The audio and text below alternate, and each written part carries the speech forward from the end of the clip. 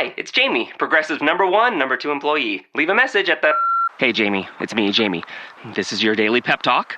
I know it's been rough going ever since people found out about your a cappella group, Mad Harmony, but you will bounce back.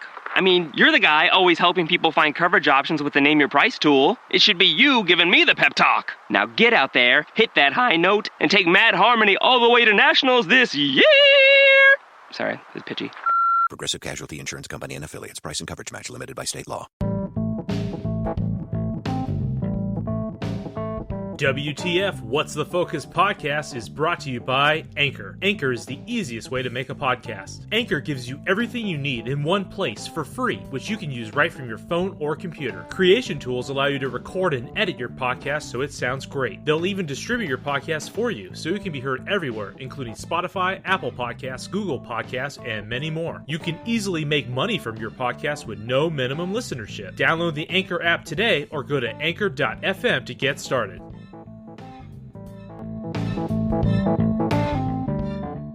What's the focus? Pop culture, movies, and TV news. What's the focus? What's the focus?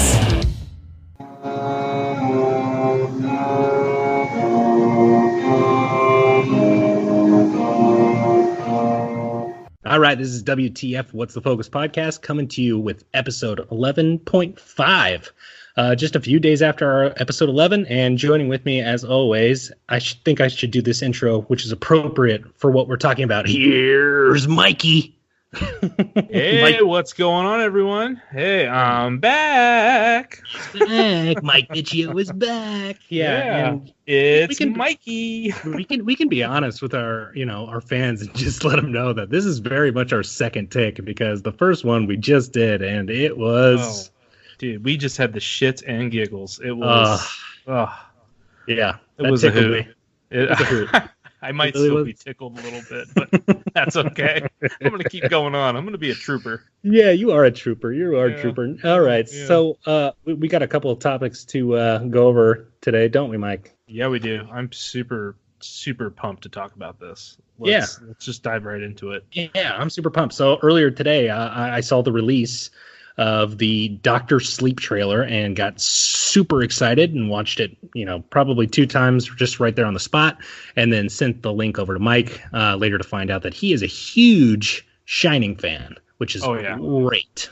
Which is hands great. down one of like the most revolutionary films as far as cinematography goes. I believe that movie kind of started or invented the Steadicam, or really like went forward with like Steadicam approach for cinematography. So that in itself, what a great horror movie. Even though I kind of feel like it's it's more or less maybe a thriller. So, but definitely it's one of my favorite horror movies of all time.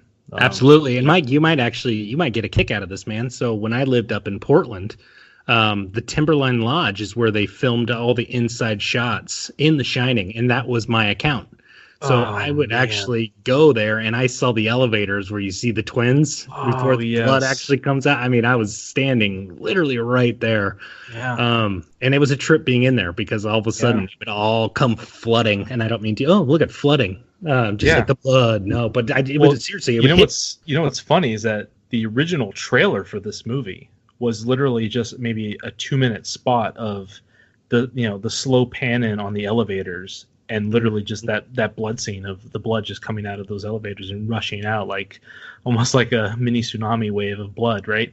It was just, and it was just playing that deep violin tune that obviously is iconic to the Shining theme, and it was just bone chilling. I mean, imagine how much trailers have evolved since then, but leaving a lot of room for the imagination at the time.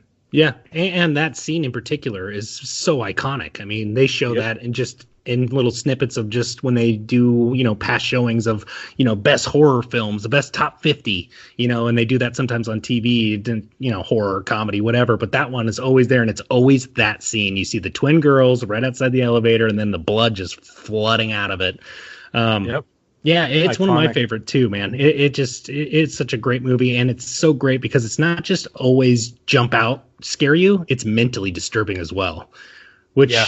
Stephen King always does a great job doing. I mean, the thing is like Stanley Kubrick, like his approach for horror had nothing to do with jump scares. It was literally, pan the camera and watch these characters' performances and these brief cuts to disturbing imagery that really really kind of dwelled on the psyche. And for me, it had the biggest effect. I mean, if you're anyone that has seen this movie and has not like seen it on either a big screen or with surround sound and played it loud with no interruptions, I don't feel like you fully have been immersed and enjoyed it. Like this to me is one of the one of the more better films that really grabs you and holds onto your attention all the way through. And every time I watch it, I swear, man, I'm always picking up on little cues here and there of like, man, there's so much in depth, little knickknacks to pick on here that, that obviously are for the lore of the world, but the story that's evolving, and literally Jack Torrance's deep dive into insanity, right before it obviously unfolds. Yeah. So yeah, great film, man. Just super psyched that.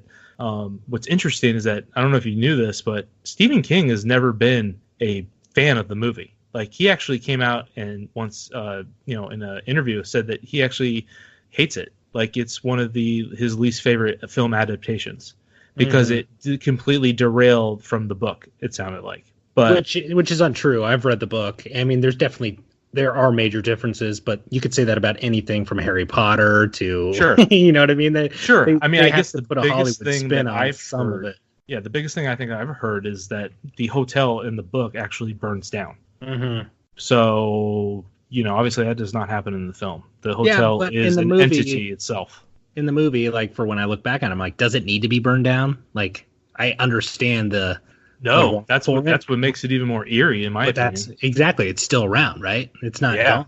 Like so I actually prefer the Hollywood version of just that scenario because I like that mental kind of mess with me thought, that it's still very much there and it's still very much being haunted.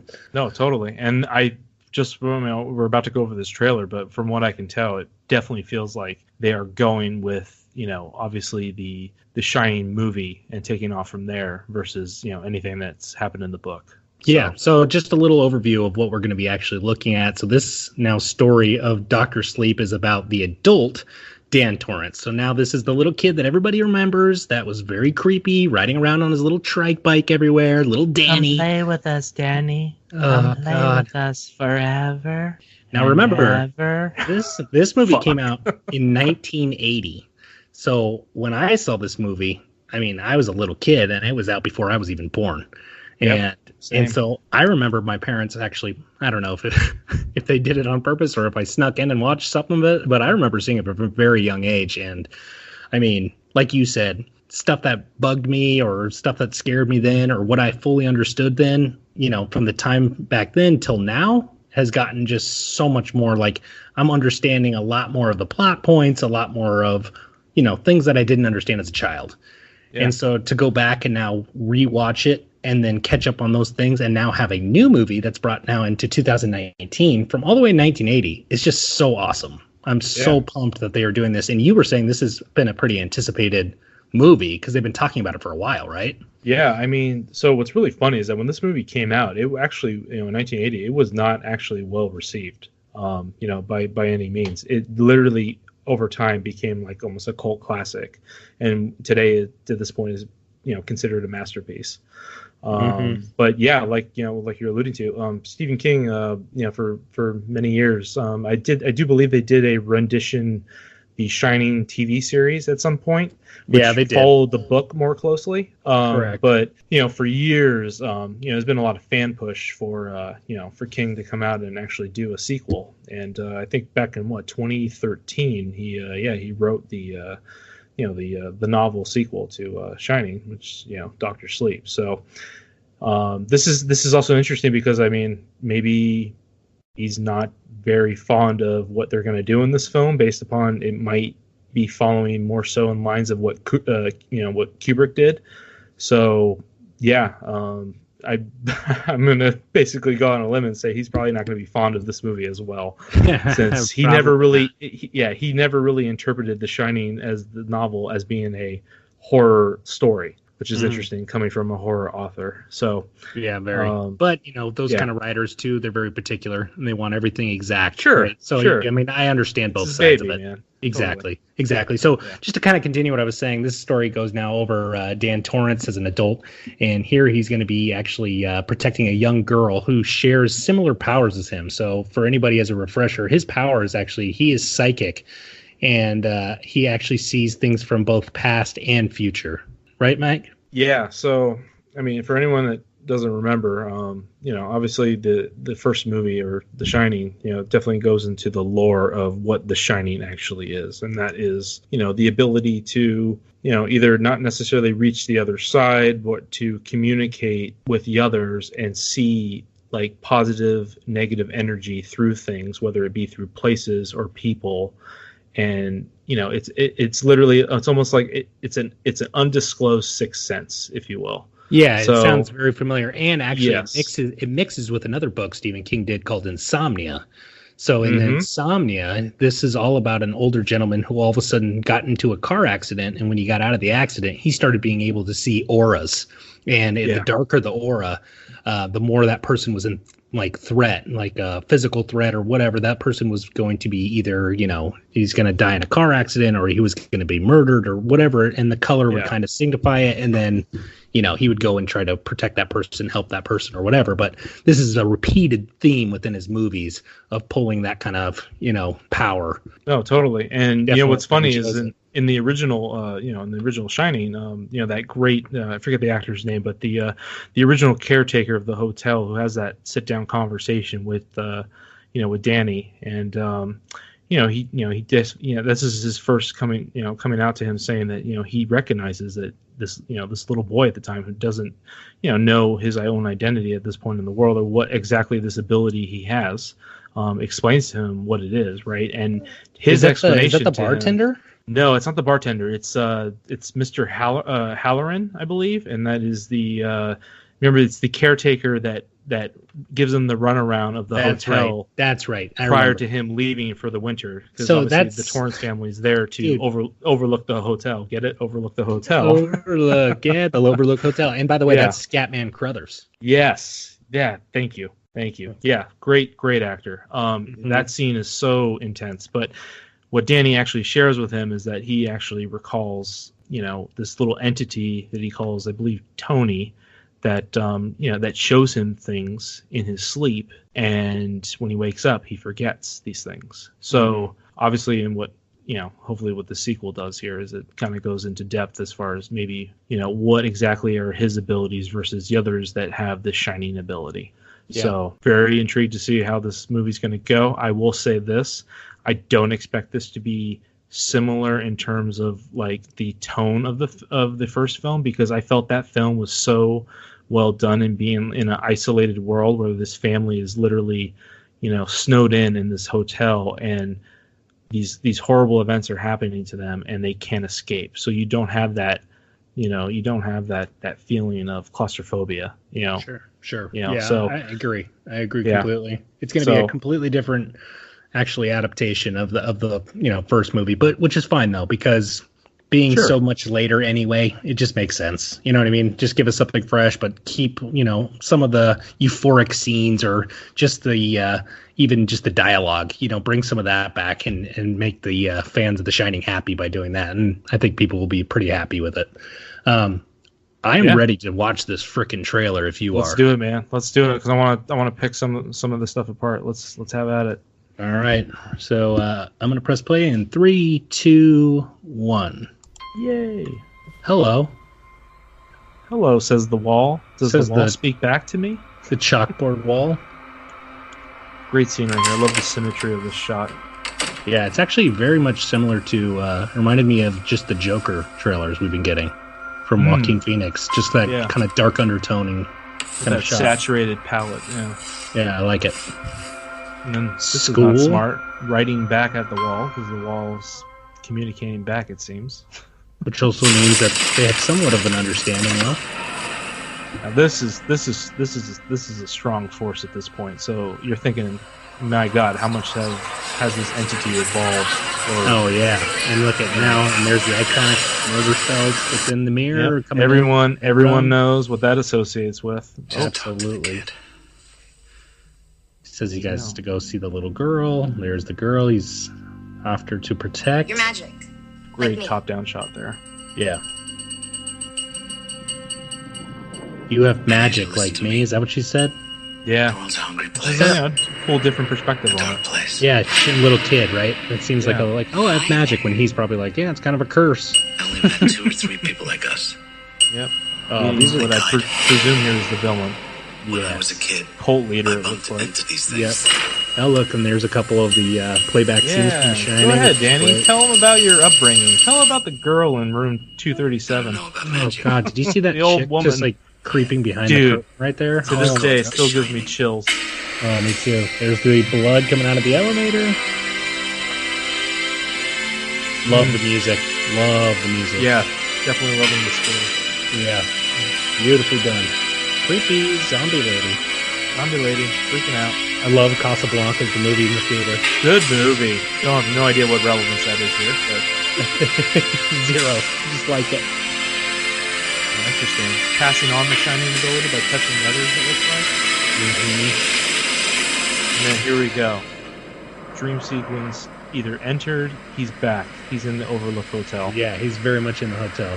Which Seeing is, this is where I just get nuts. Like, oh my God, are they going to tease a potential Jack Nicholson reincarnation through CG or something at this point? Oh, dude, you stole my thought. Like, my November God. No, 8th. no, we're going to talk about this because how could they not?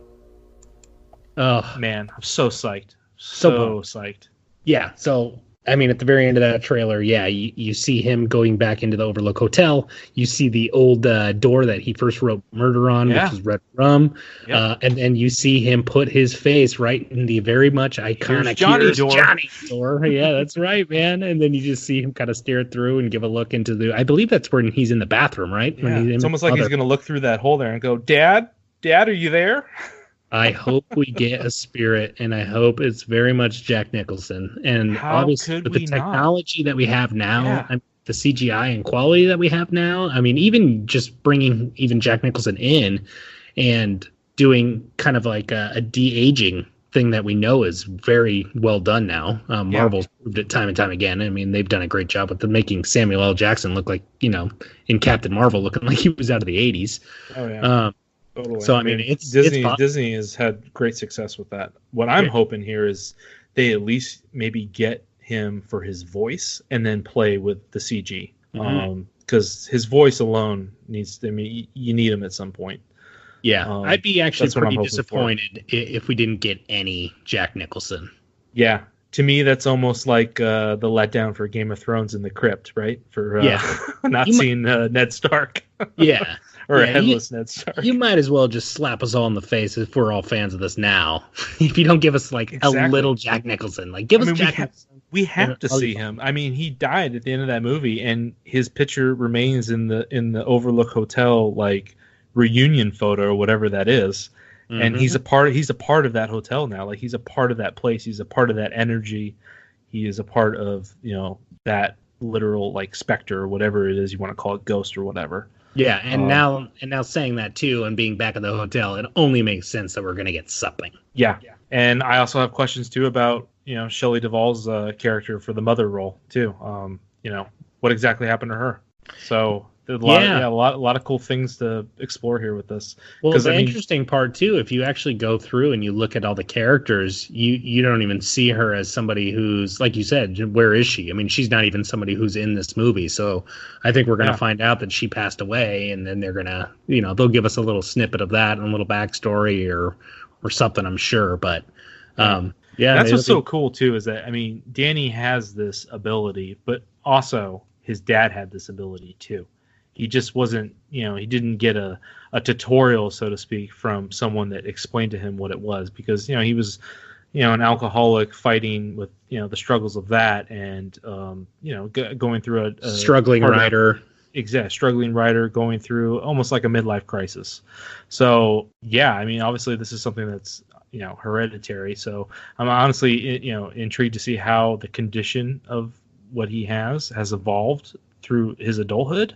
So I wonder if there's going to be like any little flashbacks as to maybe his younger upbringing. Because obviously he's an adult now. He's literally the same age, I believe, Nicholson's character was for Jack Torrance. So yeah, and the other thing that I really like is Ewan McGregor is one, he's a great actor, but I like that he's already portraying this character as the younger Danny. You can tell that when you watch The Shining and you see Danny, you can tell like mentally and socially, more than anything socially, he's just not all the way there. He's not a very social person. He's a very like introvert kind of person who's dealing with a lot.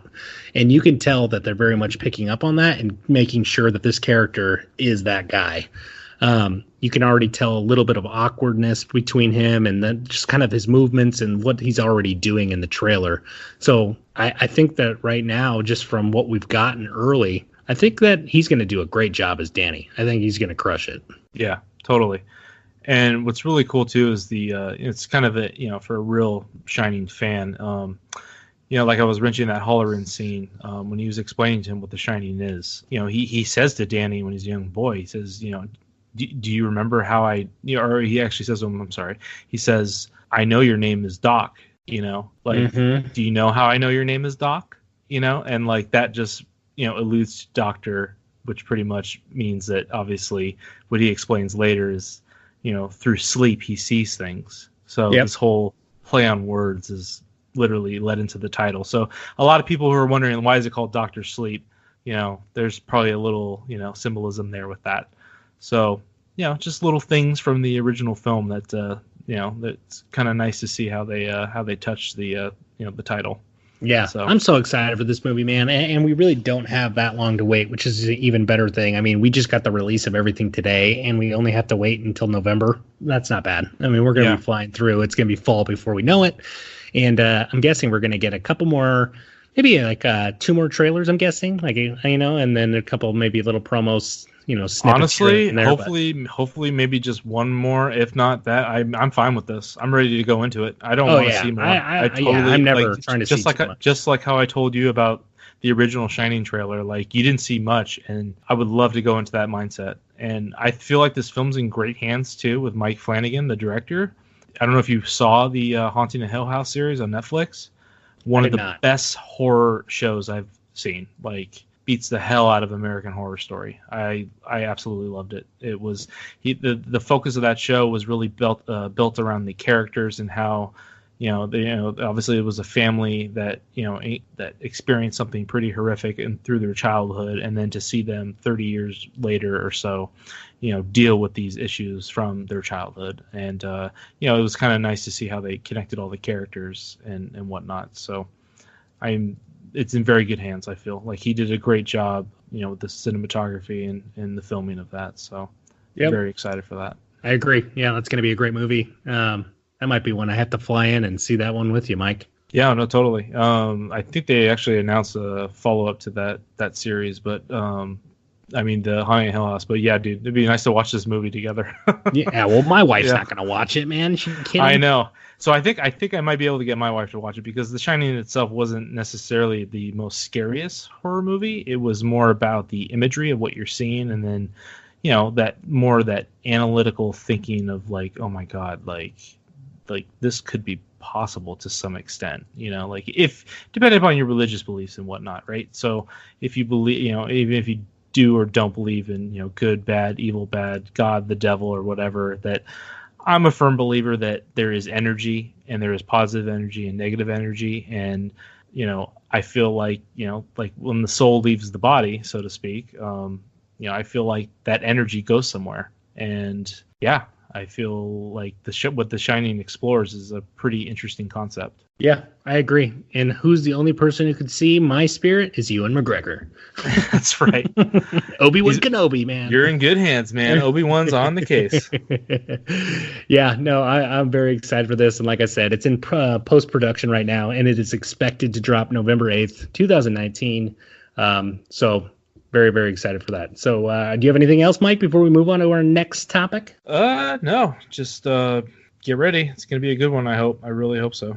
Yeah, and I'm guaranteeing that this is not going to be the first time and only time that we talk about this movie. So again, if they only give us one more trailer, we're probably going to talk about that one trailer and go over the new footage that they gave us and kind of give our thoughts and predictions. So we'll keep everybody posted for sure. For sure. It's got my maximum focus for right now. It does have my maximum focus also. Yeah. So this next one, we're not going to talk too much about this one. We're just going to kind of brush over it. We got two more things, but the first one is actually very, very interesting to me, and it's something that I was talking to Mike before we started recording. And this one is called Pennyworth, which is a DC original show coming to Epix. Now, Epix right now, dude, I couldn't even tell you a show that was even on Epix. Like, I didn't even know. I mean, I knew it was a network, but I don't think they've dropped like a lot to give themselves great recognition.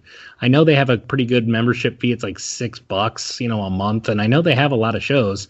The one show that's doing really, really well, that's getting just a ton of traction, is called Perpetual Grace. That show is actually giving people reasons to actually sign up just alone. It's kind of the, and I won't compare them too much, but just getting people's, attention and buying a membership. It's kind of the Game of Thrones that HBO got, like people who bought it just for that and then canceled it as soon as it ended. Perpetual Grace has definitely been a standalone series that people are gravitating to. So saying that, it's leading them into actually open the door for new things, right? And hopefully get people's attention now that they already have the prescription. And one of them is Pennyworth. Now, whoever doesn't know Pennyworth, first name Alfred, you all probably remember him from every rendition of him being a very old British butler. This is completely different. Mike, what did you think about the trailer? Trailer looked pretty interesting. First things first, I'm just so confused what DC is doing with licensing their properties. So why would you be confused, Mike? I don't get your confusion. It's just, man. We took time to delve into the fucking Swamp Thing series, and here we go. It just gets canceled immediately, and that's on DC Universe streaming app. And man, I don't know. Like, this just feels weird. Like, I'm even more confused with how they've separated their properties between the CW, DC Universe streaming app, and now I believe just Epix. Like, is this the first DC show on Epix? As far as I know, yes. As a matter of fact, okay. I think Epix should probably pick up Swamp Thing. To be honest, if they were able to continue right. DC, like, that would be smart, but I don't know. Like, maybe they don't have the budget. Yeah. Yeah, I don't know if it's, DC Universe, the streaming service, is struggling, or if there's just some type of internal strife going on with the production of that show. But yeah, you would think, like, it'd be nice to see that show get, picked up elsewhere. But yeah, man, Alfred Pennyworth, cool character. It'd be awesome to see, the roots and origins of how he got acquainted with the Wayne family, since he's not, a direct relative by any means. So obviously the Batman films have kind of alluded to that. Even the horrible Batman and Robin film alluded to that as well, as far as him having some connection to what I believe eventually turns out to be Batgirl. So yeah, I'm not super against this. This is kind of cool. It's almost like it's kind of like an Agent Carter thing. I feel like what they explored with that. In the Marvel, parallel universe or whatever. Yeah. So yeah, I'm intrigued. It seems like he's, it's got a undercover spy feel to it. So it seems like he's got some background that's pretty interesting. If you research Alfred Pennyworth, he's he's an army guy, and then he goes from the army to opening his own security firm, and that's where this show actually takes place. And you find out that the actor who's playing Thomas Wayne uncovers some kind of criminal conspiracy within the show, and has to now hire Alfred Pennyworth as his protector, as his security detail. And so that's kind of where the show kind of kicks off. You're going to see, obviously, a little background of him in the military and kind of see how that comes up. But the cool part for me is, too, when I was researching this, actually, the directors and the writers actually had a lot to do with the show Gotham also. So they've they've already done stuff within the DC universe, and that's kind of the only thing that I'm excited to see, just because I enjoyed Gotham for what it was. I mean, it's on the Fox network, so they can't get away with too much, right? It's going to be the PG material that CW puts out for, all the Flash and Arrow and all that kind of stuff. But it was entertaining as it was, for what it was. And but the character Alfred within that already very much gave you some of that background of military training. He was a great fighter in the show. He knew how to use firearms, and he was an older gentleman in the show already too. So to see the young portrayal of this character, for me, is going to be pretty interesting. I mean, I'm going to watch it. I think that it's going to give us a pretty entertaining show. But right now, just because he's not a huge character, I'm waiting to see obviously how people respond. So right now, I'm just going to give this like on the focus meter, I'm just going to give it an average focus. I'm just going to kind of gradually keep up with it as stuff comes out. But I'm not going to go searching for stuff either. And then once it comes on, I'll actually I'll give it a shot and see what happens.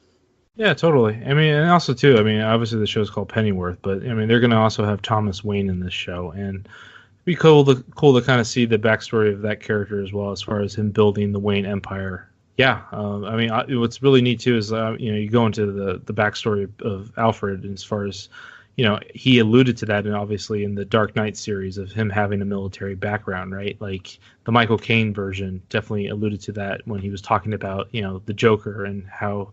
He was comparing him to a criminal that, was very similar to what he saw through warfare, right? Like he just wanted, he was going over that one scene or that one instance of his where he recalled, some guerrillas that they were fighting. He was talking about reasoning, how sometimes the reasoning, people have right? Zero reason, they just do it just to do it. Like they were collecting diamonds and crystals or whatever, and for this guy, this vigilante or whatever, he would just destroy them because he was just trying to describe the fact that some men just want to watch the world burn, right? Versus actual having probable cause for something. Exactly. So yeah. Yep. So looks like the runtime on this is going to be an hour long each episode. I don't know how much how many episodes we're going to get. That hasn't been released yet. What is the content like? What is the content being rated as far as like? Is this going to be like unrated content, or is it just going to be like TV-14 type stuff? Yeah, I'm thinking it's going to be. I'm going to have to see, but just from the trailer alone, it looks pretty graphic. I think because it's on its own network like this, it's going to be able to get away with a little more. We might get more of like a rated R kind of type thing, but we'll see. Because Epix is an actual subscription service, right? So correct. So just like Netflix can get away with all the the Marvel stuff within any of the Jessica Jones and the Daredevil and all kind of stuff like that, it's probably going to be very, very similar. Okay, cool. Yeah, so like I said, I didn't have a lot for that, but I wanted to bring that to people's attention because it is something, DC related, which we do go over, and it's definitely interesting enough to bring up. Like I said, average rating for me, but I hope it proves me wrong, and I hope we get a decent show out of it to give us something to watch week to week. So that's all I got for Pennyworth. Yeah, nice. Yeah, thanks for bringing that up. Yeah. All right. Well, fuck that show. All right, I'm over it. So, it's going to get canceled in a week. Don't worry about it. Yeah, well, no, this is what's going to happen. We're going to fucking do a podcast. I just wanted to plug it. It looked cool, and now it's just going to fall flat on its fucking face. We're going to be the most proud of that particular podcast, and then within a 48-hour span, Epic's going to be like, you know what? We just we couldn't find out what we were doing with our contracts and blah, blah, blah, blah, blah. Talk about a bipolar podcast right here. We just got super positive about this show and plugging it, and then we just take a dump on it at the end. Just in case. I think Swamp Thing has mentally prepared ourselves for this, so we might have this approach going forward because it seems like we get overly excited only to get our hopes up. So it's hard to take the wind out of my sail, man, but that really did put a couple holes in there, man. It was a bummer. So especially very bitter over that. Yeah, and especially now, just to go on a little tangent, I saw the second episode. We've talked about it. It was awesome. It was so well done. It added way more horror into it. It added a different horror element to it that I loved. I was just, the whole time I was like, this is great. And then I would take a step back and be like, fuck those bitches. They just ripped it away from me. And now, we've said from the beginning, I'm sure the ending is just going to piss me right off. No, totally. Get back to me when it episode 7 or 8 airs, because it's probably right around when that announcement happened. Maybe. Oh yeah, and I probably won't even need to tell you. You'll just see the rants that I go on social media and everything else, and you'll know. You'll be like, you just watched episode 8. Poor bastard. Yeah. Just give me a timestamp of where you were, what timestamp you actually were at, where you actually thought, oh, this is where they got the news of, oh, yep, the show's canceled. Okay, all right, let's wrap this shit up. Fuckers. Oh, scotch, deep into my belly. Tickles my nostrils. Yeah, it's quite pungent. All right. Very pungent. So the next one is totally different than really anything we've done thus far. Would you agree? Yeah, dude. I mean, at this point, this is a new movie trailer that just dropped, right? So it's. I mean, this movie trailer very fresh. This particular trailer has been out, I think, for a month now. So, it's been around for a little bit, but it caught my attention, man. I would give it a good focus. All right. Well, it dropped day one for me today. Okay. All right. How about that? Oh, I'm sorry, Mike. It's your I'm sorry. world. I didn't see it at the latest Cinemark theater. Okay. Right. God. Jesus Christ. Yeah, how about we go over the Frozen 2 trailer, huh? Let's go over that. Didn't that just drop today? Yeah, I think it did, but I'm not a Frozen fan by any means, but I'm just saying. Dude, let it go, it's another man. Disney. Let it go. Let it go. You know what? I don't want to build a fucking snowman, okay? I don't. Okay? Thanks for asking. But now every time I hear that, I think of Deadpool. It's like, does anybody else hear that? That's the same sound. That's right. Mama, can you hear me? Mama, can you hear me? Barbra Streisand. Oh my God. So true. I love how he called that shit out. That was awesome. Me too. That's why Deadpool is amazing. Yeah. That's why it's one of the best. Don't fuck it up, Disney. Yeah, don't fuck it up. God, so much pressure. All right, so this next one we want to actually go over, and again, this is one of our midweek podcasts, so it's a little shorter than our weekend recordings. But this one is called Good Boys. And this one is coming out August 16th. This is a rated R movie, and we are pretty much looking at, just to sum it up for people, this is the kid version of Superbad, but rated R. Hell yeah. Way to, I don't know, way to desensitize these child actors, but yeah, awesome. Yeah, and it's hilarious. So, right on the cover, you're going to see from the guys who brought you Superbad, Neighbors, and Sausage Party. Nice. So now affiliating those movies with a bunch of little kids, that in itself is hilarious because especially Sausage Party, which was extremely raunchy. But this movie looks terrific. Right now, it doesn't have the best rating on IMDb, but IMDb, take it or leave it. I won't. You guys don't know IMDb everything. You're just judging by photos that get uploaded by paparazzis. Come on. Yeah, that's right. Fucking IMDb. See, we can tear people down too, man. Just kidding. IMDb, I love you. You're really helping out for this podcast. So yeah, what if they actually have poll and they shut us down, man? Yeah, Big Brother. If we throw you under the bus, it's because we really like you. Just so you know. Yeah, if we don't talk shit about you, then you have something to worry about. So, exactly. Okay, so just to go into a little bit of this right off the bat, you got 3 young guys that are the 3 main characters of this movie. And I gotta say, for me personally, when you watch this trailer, everything that comes out of every character's mouth within these scenes is just on point with my humor. It's sarcastic, it's vulgar, it's loud. It's just everything I like, and it's so ridiculous. And anytime you hear a younger person curse, and now that I'm a father, even I know when my son first says the word shit or fuck or whatever it may be, I'm going to have to be the disciplinary, dad, right? I'm going to be like, hey, you need to watch your mouth or you're going to be washed off with the soap. And then I'm going to go in the other room and laugh my ass off. You're going to laugh your ass off. Exactly. You know what I mean? Or you might just laugh at first. I don't know. I actually have a horrible poker face and I might just laugh. You might just be laughing at him, telling him to shut the fuck up. Don't ever say that again. Oh, wait, I just swore right at you. Don't ever fucking say that fucking word. Yeah, I'll pull a Tony Stark and be like, that's your mother's word, okay? Yeah, she coined that word. That's hers. You can't steal it. Yeah, so no, so this movie is very interesting. I mean, so I'm just going to read the description. It's a little easier for me. So it's three sixth grade boys ditch school and embark on an epic journey while carrying accidentally stolen drugs, being hunted by teenage girls, and trying to make their way home in time for a long-awaited party. Okay, Nice. so let's break down Superbad. Superbad is about high schoolers trying to get alcohol to bring the alcohol to be the cool guys at a party. Yep. You see what they did there? Brilliant. Right? Just a little switcheroo, and you got a whole different story. Whole different story. I mean, it was just genius. You got three main characters in Superbad. You know, you got three main characters here. So I mean, they're definitely pulling a lot from that, which is genius because who has a complaint about Superbad? So who hated Superbad? Yeah. No, I want to dude, talk to the Superbad. fucker who's like, I fucking hate Superbad. And then I'm gonna sit at lunch by myself, like fucking Steven Glansberg. You know what I mean? Like, I'll quote that day. I can't stop drawing dicks. Yeah, all day long. You know what foods are shaped like dicks? The best kind. Literally, no popsicles, no hot dogs. Yeah, they're way easier to put in your mouth. Duh. Man, I quote that movie all day long. I love it. So when this movie dropped and I saw that it was from the exact same writers and it's going to be, and then I saw the actual trailer, I saw the relation, I just got pumped up and I wanted to talk about it. And I definitely wanted to share it with you and kind of see what you thought and see if the comedy kind of matched up with what you think is funny. And if you thought it was going to be a good movie, I don't want to be the only one. You know what I mean? Oh, no, totally. Like, this feels like it's the typical, Seth Rogen, Judd Apatow type humor. Definitely.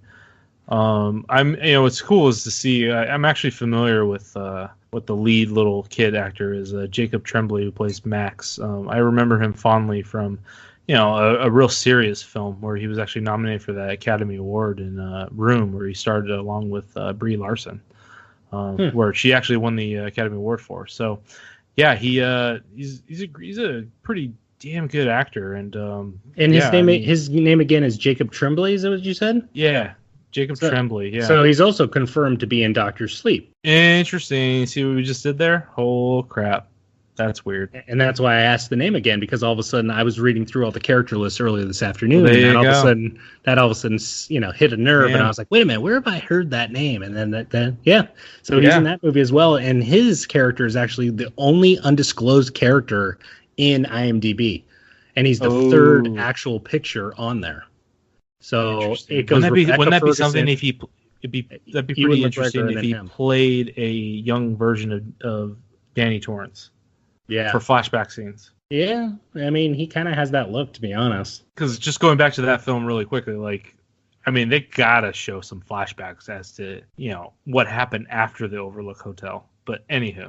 If they don't, it's gonna drive me nuts. Yeah, but also in this movie is did you ever watch Last Man on Earth with Will Forte? Oh my God, yes. Yeah, so it's got the kid from it, and Will Forte is in this movie. So I'm actually excited for that because I thought they had some pretty good chemistry in that show. This was a funny ass show.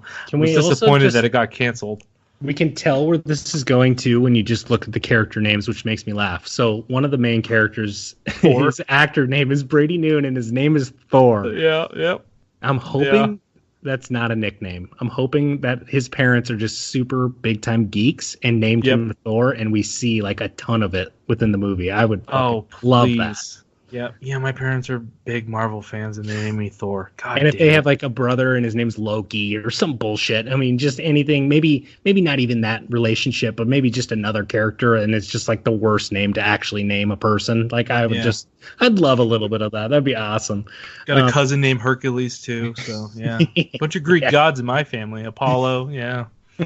Yeah, totally. Yep. And then the other kid, his name is Keith L. Williams. And actually, I've seen him. He was on Last Man on Earth. I'm sorry. He was the little boy that they found that was wearing the Yoda mask out in the middle of the forest. Mm-hmm. And so he was in that already with Will Forte as well. He's been in the Goldbergs. He was in just a couple of other little. I'm trying to think of another one that I remember seeing him. Regardless, he's a great little actor as well. He plays that awkward, silent type character pretty much in everything he plays. But he does a good job. And one of the things I was actually thinking of, dude, it was so funny. I'm actually trying to remember what it was for. It could have actually just been a flashback in Last Man on Earth. But when you first get introduced to him, and his character name is Jasper in that, They show him crying, but he cries like, and his mom was like, "Oh yeah, he's crying in there, little Eddie Murphy," because it sounds like Eddie Murphy's laugh. That's awesome. But that's the only reason. I mean, that character is now stuck with me, and anytime I see him, and that was just a funny enough scene for me. That was just like, all right, you're in this. I'm good with you. But anyway, back to the movie. Yeah, pretty pumped for it, man. I'm just so in to see anything that's just a little inappropriate and vulgar within kind of a sixth grade class. And you definitely get it in the trailer where you definitely know that they're young. I mean, the girl says in the trailer, "Oh my God, they have our purse. It has my Molly in there." And the kid goes, "All right, calm down. I don't know who Molly is, but we're going to figure this out." And I mean, they don't know what that is, right? They have no idea. Yeah, they're young. Totally innocent kids. They don't know. Yeah, I mean, they're talking about sex toys. They're on that sex swing the whole time until that girl comes in and goes, "That's for sex." Yeah. They don't even know what a nymphomaniac, what is it? Nymphomaniac is. What? You have sex on land and water. Oh my God. Isn't that what it is? Oh God, I have so much to learn from you. I mean, yeah. Maybe I might learn a couple things from this movie. Yeah, this is more of an education film. Oh my gosh. No, this is different, man. I mean, to take young kids and make an R-rated movie. Where can you say that's been done before in terms of a comedy, right? Like, I don't feel like that's ever really been done. So what's interesting is how they're going to market this film because, I mean, obviously these kids are around, the same ages of, what kids might nowadays see this and be like, "Oh, I want to go see this movie." And then parents are going to be like, no, you cannot. Sorry. You'd be like, why? These kids are like the same age as me. Why can't I go see these guys? Yeah. And speaking of that, there's actually a little behind the scenes scene of Seth Rogen talking to these guys just about that. And they're like, "Yeah, I know you guys filmed in this, but you guys aren't allowed to watch it. And I know it's totally fucked up, but those are just the rules, because they want to see the movie." It's such a mind fuck for like a little kid who's probably got friends that are asking him questions and like obviously are curious and want to know more about it. And I mean, obviously, when push comes to shove, they're probably gonna just watch it. So I mean, kids will find a way. Yeah, I like in the very beginning when they're going through the purse and they all of a sudden pull out a tampon. Yes. And the guy's like, "Shut up their buttholes so the babies don't come out." I was watching that with Nicole, and all she goes is she laughs and she goes, "Nope." Nope. That was it. Nope. Brilliant. And then walked away. And I learned something today. Oh, well, there you go. There's two things I learned during this trailer. Yeah. This is amazing. Yeah. No, totally. I mean, it looks fun. It looks like a fun little flick. Yeah, definitely gonna want to check it out. Yeah, and it's definitely going to be one. I mean, obviously, this is not a movie that you have to see in theater. I mean, it's nothing you're going to see visually is going to be like, "Whoa, this is breathtaking." We'll see, man. I mean, if it's written like Superbad, absolutely, I'll be there. Yeah, I mean, I was just going to say, for the comedy aspect alone and getting that comedy within a group of people that is a movie theater, I mean, that itself is worth it for me sometimes because the reaction with the crowd sometimes, depending on what the flick is really a lot of fun. I mean, you could tell when you have a good atmosphere in the movie theater. It's definitely different. So, so that one, like I said, August 16th, Good Boys. So nice. pretty excited for that one. That's going to be right around the corner. Yeah, right around the corner. Now, Mike, do you have any other updated news just while we're on here about kind of what's been happening now that E3 kicked off this week again? Yeah. I mean, I'm going to be brutally honest. I really am a little underwhelmed by everything I saw this E3, just due to the fact that, Sony decided to, stand pat and not be a part of the conferences and whatnot. So yeah, what the fuck, Sony? Yeah, man. I mean, they got a lot to bring to the table, and I feel like this is the time of year everyone comes together as an industry and kind of showcases, the latest and greatest. So, I mean, kudos to them, I guess, for trying to do something different, but I'm also very, very intrigued to, see what's coming from them. So, yeah. After everything, I'm definitely excited to see. I want to say my most exciting thing was probably, obviously seeing Cyberpunk and Jedi Fallen Order, but I'm definitely intrigued to see, what comes of the next generation for Xbox. I think it's really cool to see a console that will support, multiple platforms as far as it's going to support both streaming and physical hardware. Yeah. It's going to be pretty interesting to see how that kind of rolls out in the next couple years, because each conference kind of like I think it was Ubisoft and Bethesda, maybe not Ubisoft, but Bethesda and obviously Microsoft. We talked about Google Stadia already on a previous podcast, which was great. I loved hearing all about that. That was so interesting. Yeah, and with that, like Microsoft also announced its competitor to that, which is their current Project X Cloud, which is for obviously the Xbox platform. Mm-hmm. So yeah, it's going to be interesting to see how that kind of rolls out. I'm a little hesitant to jump on board with either or at this point. Obviously, I'm going to pull for more Stadia just due to the fact that they got some pretty high claims as far as, I mean, my God, you only need a 25 megabit per second connection to get 4K streaming quality, which I feel like these days is pretty basic. I mean, that's nothing out of the ordinary by any means. Exactly. And I mean, I was talking to someone internally at my work too about, a project that got kind of canned years ago, internally.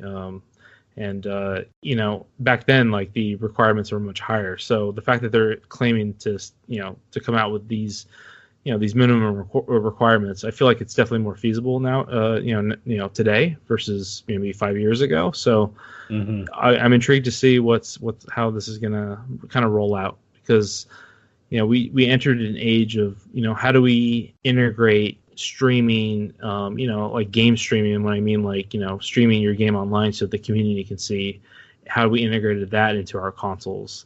What's going to be the next phase as far as what does the next generation console look like? And it's only 3 inches. That's it. That's it. It's just 3 inches wide. That's bare bones. I love it. Yeah. That's it. All right, so this is it, man. We're designing the next gen console, and all we can work with is 3 inches. Yeah. Give or take, whatever that means. And that's full erect, everybody. 3 inches fully erected. That's a full erect hard drive, fully out, exposed. That is a micro hard drive right there. There it is. You got a solid SSD sticking right there in front of your face. What are you going to do with it? Just whacking you right in the face with it. Man, we just got XXX rated at the end there. Good Boys is suddenly a PG rated film. Yeah. Oh, well, man. You know what? I thought this was a little too PG. I don't know why. I just feel like it was just a little soft for me. You get it? Soft? Hey man, we're taking chances, okay? Like, we want to appeal to a wide audience, all right? So not just bear with us. Ones. All right. Freedom of speech, we still have that, okay? So let's not you sure do. Let's not forget that. Yeah, I enjoyed that part for sure. So just a little background, too, for everybody. I was very much trying to get my wife on this podcast, and she didn't want to do the whole thing, but I was trying to get her for a segment, maybe watch a trailer with us. I really want to hear more people's opinions on things. Obviously, I love hearing Mike's opinion. When Matt is able to join us, I love hearing his opinion. It's always very interesting and different, which is great, because that's what it's all about. And not everybody's going to have the same opinion. But I would love to have anybody reach out to us, but really a female. I would love to get a woman on here that really just knows her stuff about kind of the things we talk about within the movie entertainment, pop culture world. And if you guys want to come on and it's 20 minutes, 30 minutes, an hour, the whole show, whatever you want, please let us know. And like we finish all of our podcasts, you can get a hold of us at twitter.com at What's the Focus. We have an email page, which is What's the Focus at yahoo.com. Please don't hesitate. If you guys want to leave a review on iTunes review or anywhere else that you can actually post a review on one of our major platforms, do it. We will look up something. If it's a suggestion, if you want to come on the show, we will get you on the show. We are a growing podcast looking to expand, looking to get bigger. And it's all about you guys, the community who is listening to us. So the more people we can pull from that community only benefits us. And we'd love to meet a new friend and just talk about things we love. So that's all. I kind of just wanted to plug that towards the end of this podcast. That was incredible. Did you read that off the script? That was beautiful. I did not. It was just straight from the heart. Applaud yourself on the back. My God, you have come so far. And 12 episodes, it seems like? My God. Yeah. If you listen to that first one when it's just me and these poor people just had to listen to my sucky voice. Sexy beast. Oh, God. I'm so just blushing now. right through the microphone. No, I really do mean that. I do mean that No, dude, sincerely. I think that's what it's absolutely, all man. about, and that's why we do it. I mean, we do it because we love it. I mean, I passionately love doing this. I mean, I love it every fiber of my being. I love waking up, having my normal life, but when I have downtime, spending it working on this podcast, getting together with Mike, getting together with Matt, and going over this stuff, it's what I love to do. So anytime we can bring somebody into that fun and exciting part of our lives, like I said, don't hesitate to get a hold of us. We're very easygoing people. Please don't feel threatened by us, and just give it a shot. And I think you guys will enjoy yourselves. Yeah, I absolutely echo that sentiment. There's nothing more I enjoy more than connecting with new people and sharing, my opinions and hearing other people's opinions as far as, what's going on as far as, any type of industry or, societal concern. So, yeah, I definitely enjoy hearing the outside opinion and very open-minded to, exploring different opinions out there. So, Yep. absolutely. Beautifully said, man. Thank you. And then, of course, other shout-outs just to people who just picked us up within this week. We saw a lot of people come onto our podcast and start looking at us. I gotta say, big shout-out to Ireland, everybody. Man. Ireland, yeah. I can't help it with my Irish roots. You're talking to Ryan Patrick Kerrigan right now, Mike. So that's right. I got all my family in Westport, Ireland right there. So, big shout-out to Ireland. I love seeing that. They came on today. So all 1% of them. Beautiful. Oh, man, that's all I needed. You know what I mean? I feel so whole. And now I'm drinking some whiskey. I'm just trying to feel more into my heritage. Love it. Love it. All right. Beautiful. Well, do you have anything else, Mike, before we say goodbye to these peeps? That is it. Looking forward to the next episode. I feel like we haven't really announced that yet, but I'm sure we'll announce in the next couple of days. But thank you. Thank you for everyone. We've definitely seen a surge here in the past couple of days, and we very much appreciate it as far as listenership goes. So thank you very much. Yeah. Absolutely. All right. Ditto that. Thank you guys for listening. This is WTF What's the Focus podcast, giving you episode 11.5. Have a good night.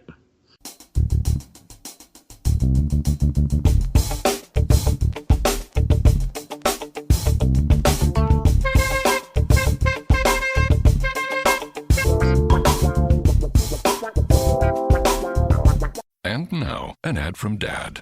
All right, save money on car insurance when you bundle home and auto with Progressive. Can I take these off? All right. What is this? This looks good. Wow, that's well made. Where did you get this? I'm talking to you with the hair. Yeah, where did you get this? It's good stuff. That's solid. That's not veneer, that's solid stuff. Progressive can't save you from becoming your parents, but we can save you money when you bundle home and auto. Progressive Casualty Insurance Company, affiliates, and other insurers. Discounts not available in all states or situations.